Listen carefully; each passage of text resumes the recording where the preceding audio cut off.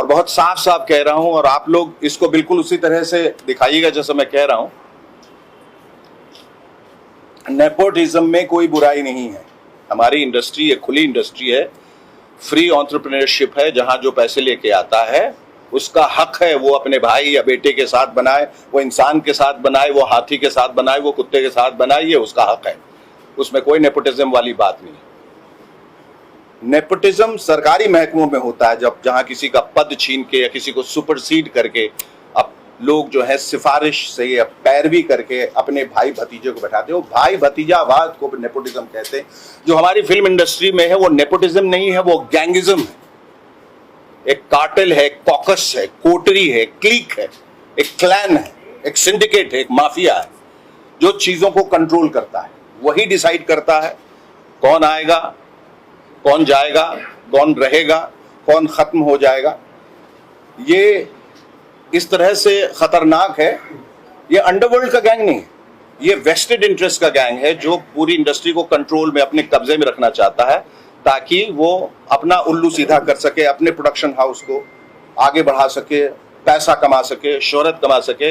ये टैलेंट को दबोच के उनको कॉन्ट्रैक्ट में बांध के रखता है। बाहर से जो टैलेंट आते हैं पहले तो उनको तवज्जो नहीं दी जाती, और जब वो बढ़ जाते हैं तो इन लोगों को खतरा होता है कि वो उस स्पेस को ऑक्यूपाई करेगा जो हमारा है। तो या तो उसको मिटा दिया जाता है उसी वक्त, या उस क्लिक में शामिल कर लिया जाता है। अगर वो शामिल हो गया, अगर वो चाटुकार बन गया, अगर वो चापलूस बन गया, अगर वो आपके तलवे चाटेगा, अगर यस मैन बनेगा, जी हुजूरी करेगा, हाँ हाँ करेगा, तो आपको उनके टुकड़ों पे पलना पड़ेगा। जिस दिन आपने डिफाइंड एक एटीट्यूड दिखाया या बगावत की या ना कहने की जुर्रत की, उस दिन वो हश्र उसका वो होगा जो सुशांत के साथ हुआ। आखिरी दिनों में उसकी सारी फिल्में उससे छीन ली गई थी।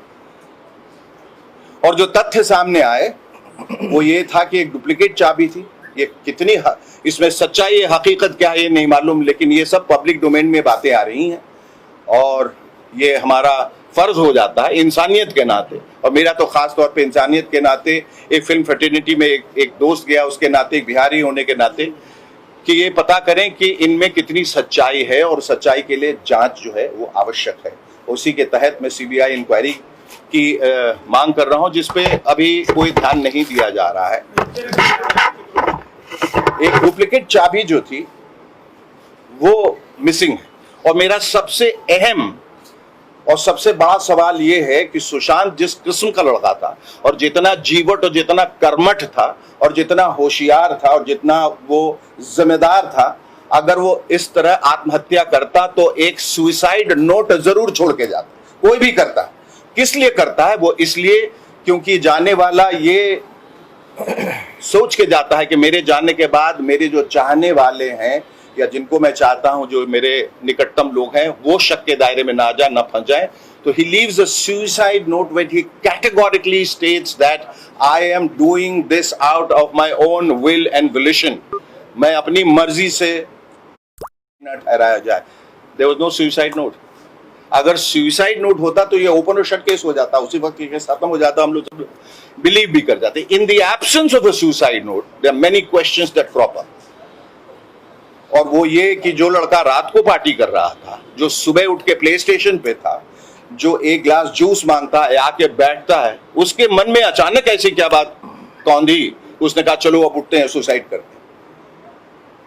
ये बात हजम नहीं हो रही। लोग सीसीटीवी कैमरा से छेड़छाड़, उसने कई सिम कार्ड्स पिछले महीने में करीब 50 सिम कार्ड चेंज किए। क्या वजह थी? सिम कार्ड आदमी क्यों चेंज करता है?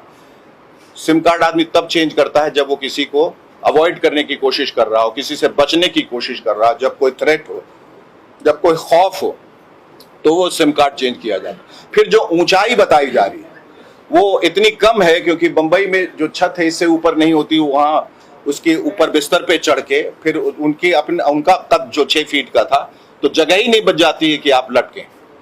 फिर पहले इस कपड़े से, फिर बाथरोब से, फिर कुर्ते से लटका, वगैरह वगैरह, ये बात निकल रही। और जो एक बहुत अहम तथ्य जो निकल के आया है प्राइमा फेसी, वो ये है कि गले में जो लाल निशान है, अगर वो कुर्ते से किया गया तो वो मोटा होना चाहिए, वो एक रस्सी का निशान लगता है। और अमूमन, बल्कि हर बार जबकि कोई खुदकुशी करता है तो उसमें वी का निशान होना चाहिए, क्योंकि रस्सी ऊपर की तरफ जाता है। देखिए, मैं कोई फोरेंसिक एक्सपर्ट नहीं हूं,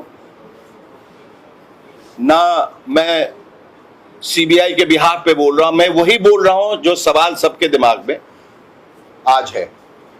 तो वो निशान बिल्कुल सिमेट्रिकल, गोल, चारों तरफ से बराबर का एक निशान बना, जबकि उसको ऊपर की तरफ से होना चाहिए। दूसरी बात, आदमी जब खुदकुशी करता है तो उसका चेहरा जो है वो डिस्टॉर्ट हो जाता है, विकृत हो जाता है, क्योंकि यू डाई ऑफ एस्फिक्सिया, एस्फिक्सिएशन से जब हम मरते हैं, चोक करके मरते हैं, आपकी आंखें बाहर आ जाएंगी, आपकी जीभ बाहर आ जाएगी, they will be frothing by at the mouth, saliva निकलेगा, आपकी गर्दन टूटेगी, जहां से कपड़ा लगाया गया है वहां रॉड, पंखे का जो ब्लेड्स है उसमें वो टेढ़ा मेढ़ा हो सकता है।